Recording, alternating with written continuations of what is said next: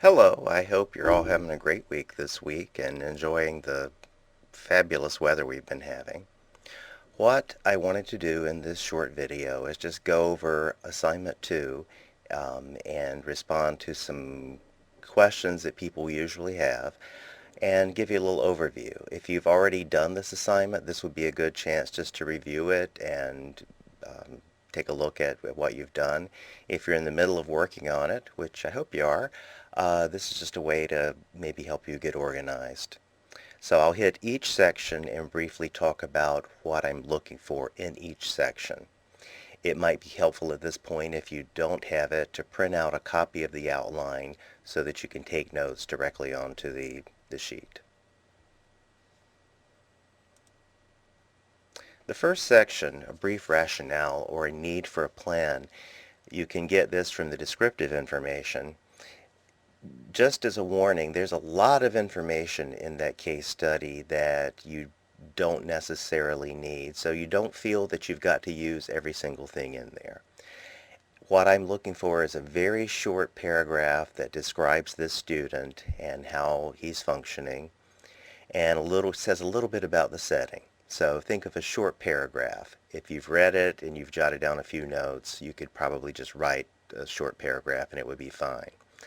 The next section, rationale or need for a plan, I always include in an intervention plan why the plan is needed.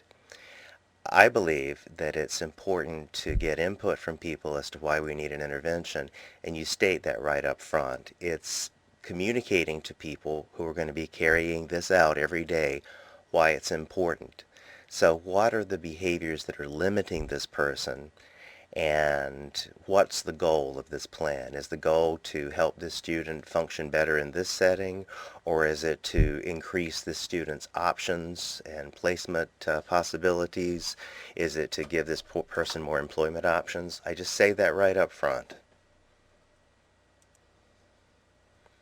Here we talk about the problem behaviors. You've got several strategies. You have an interview and you have some observational data. As I mentioned in class, you only have to be concerned about the ABC data.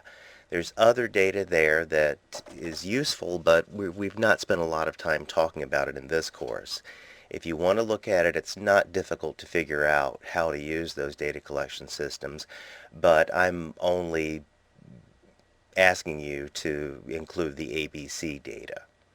So talk about the data collection that's used. So it would be the ABC data that you're concerned with, the functional assessment interview. There's also some record review information. It's important to read that. So here you would just describe how functional behavior assessment data was collected. Mention that file reviews were done. Then I want you to list specific behaviors and talk about each one. You have some definitions in there. It's okay if you want to elaborate on those or change them a little bit, but the purpose here is just to get you used to defining behaviors in observable and measurable terms.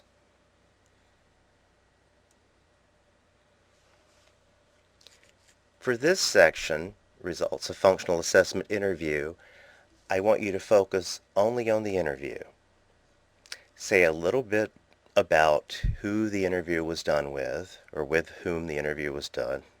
Doesn't sound right, even though it's grammatically correct. Who was the informant?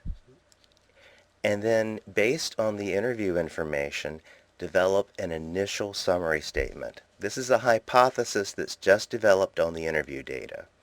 The reason I'm asking you to do this is when you do a functional behavior assessment, the first step is to get good indirect measures. Things like rating scale data, record reviews, and an interview, and develop an initial hypothesis. This initial hypothesis guides your data collection for the direct functional behavior assessment methods. So, based on the interview, how many functions do you believe these behaviors have? If you think there are 2 different functions, write 2 summary statements.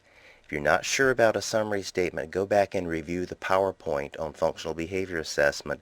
Look at the examples of a summary statement. A summary statement includes only the antecedent, the specific behaviors, and the function.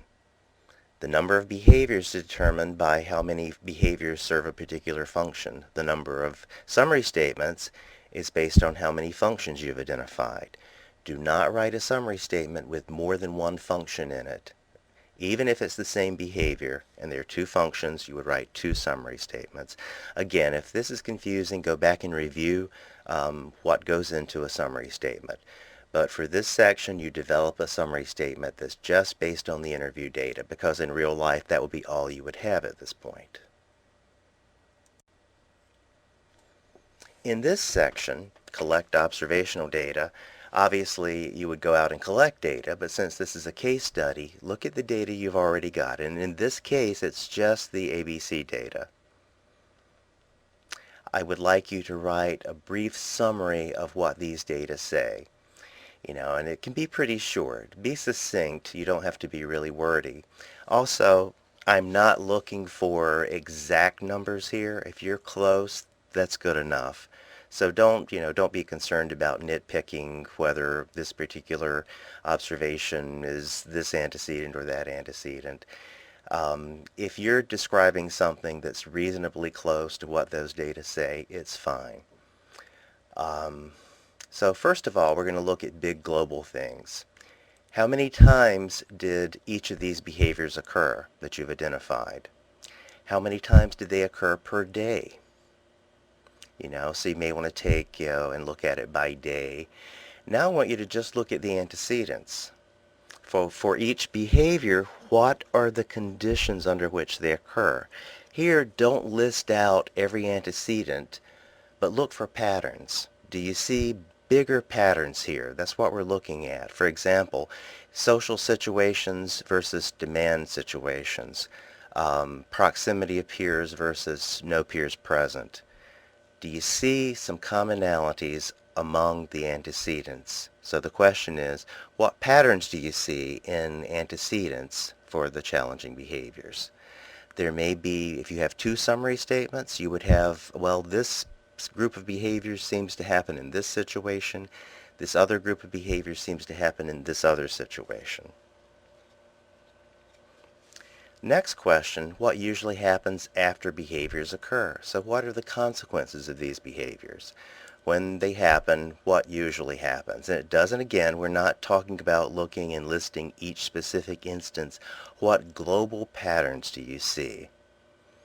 And then finally, what appears to be the function of the challenging behaviors? To look at function, you have to consider antecedents and consequences, and it has to make sense. For example, if you're going to make the statement that this behavior appears to serve the function of escape from demands, but the antecedent is that this behavior usually happens during unstructured times or transition times, that doesn't make any sense. So you look for antecedents and consequences that tell a story about the function or reason a behavior occurs. If you have a behavior that usually happens when a student is having periods of low attention, and the behavior usually results in the student getting some kind of attention, that's suggesting that the function may be in order to obtain attention. So remember that you may have more than one function, you may not. At this point, take the information you got from your data, go back and look at the summary statement you wrote after you looked at the interview. It may be that you don't want to change it. It may be that the data supported what you said initially. If that's the case, just simply say, the data supports my initial summary statement, and then just rewrite it or paste it in. However, usually you change it a little bit.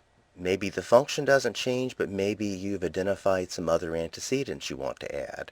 Or maybe you had one summary statement initially, now you may have two.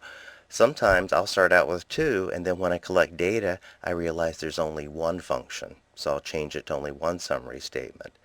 So fix your summary statement, revise it based on your data, or if you don't change it, just say the data supports my summary statement. In this section, I would like you to think about antecedent strategies that you might use with this student. You don't have to write out a long description of them, just simply listing them and maybe a sentence explaining exactly what you mean would be useful. But consider these different things. First of all, what could you do? Now look at the antecedent carefully. What are the things you could do to minimize the likelihood that a problem behavior might occur? Are there any curricular or instructional things that you could do differently or introduce to this student? Are there modifications you might make? Are there alternative ways of responding in instructional situations? Could you change the classroom environment in some way? Could you move the student to a different location? Could you provide a different place to do some kinds of work? Think of any kind of physical changes you might make. And then finally, how could the teachers or staff interact differently with this student? Could you give directions differently? Could you give pre-correction or warnings? Um, so things like a visual schedule, visual demands, using behavioral momentum.